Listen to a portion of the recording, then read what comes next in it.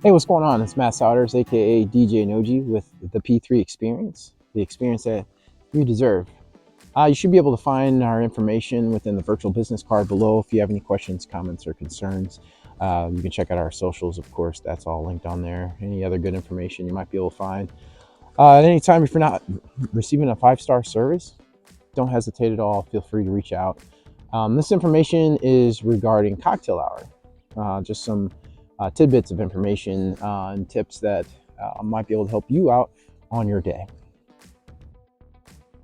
So, tip number one.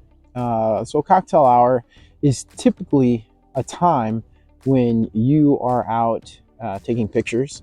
So, it's not, you're not necessarily maybe around or focusing on necessarily cocktail hour per se. That's typically a time for guests, family members to mingle. I always make it a recommendation to play more of their music that they like. For instance, so if you're into EDM and maybe your guests aren't, maybe they're into 80s rock or maybe they're into more R&B. So maybe don't play 100% of one genre or artist, per se, but maybe just play something more that they'll like. So when it comes time to reception time and you play more of the style of music you prefer, your guests have been more filled during the cocktail hour. Tip number two, this is something that I always recommend couples when you're doing ceremony, cocktail hour, and reception time. I always try to say the music is like a snowball. So let's just say, for instance, let's just say you play classical music down here, and then your next step up should be something above classical. Or let's just say that you have R&B, like some any R&B.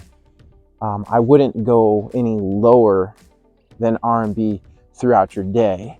I would always increase. So if you start out at heavy metal or something like that, I'm not sure where you can go from there, but never go backwards. Always try to amplify the music, amplify your time. So when it gets time to reception time, they're already starting to get primed throughout the whole day. So that's another tip. Another tip that you can incorporate for your DJ is for them to get involved if time allows. You can always get them to definitely coordinate, MC, let people know what's going on. Sometimes it can be done over a microphone, and a lot of times people might be so scattered out that maybe they don't hear the announcements. Just like last night, it was more of two areas, and it was very long. The area we were set in was very, the ceiling was low, very narrow, but very long, and then the actual dinner hall was very open and big. So it was definitely much of a challenge to try to amplify. So made several announcements for transitions, but also walked around to make sure that everybody heard if they didn't hear those. And that's a good time, just like one of our P's from the P3 is personable. This is a good opportunity to actually help relate with the guests. So that way it just kind of builds on the night, builds trust with your guests, and camaraderie. So that way they know your heart, they know you're genuine, and they know that you're on their level. So it's just kind of a few tips. So I hope this is helpful.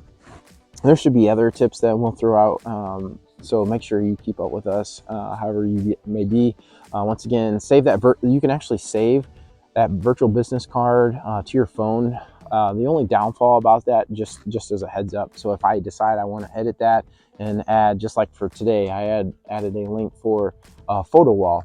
You won't get that update if you save that information, but you can always keep that and share it to couples or anybody who's potentially looking, or maybe just has questions about their day.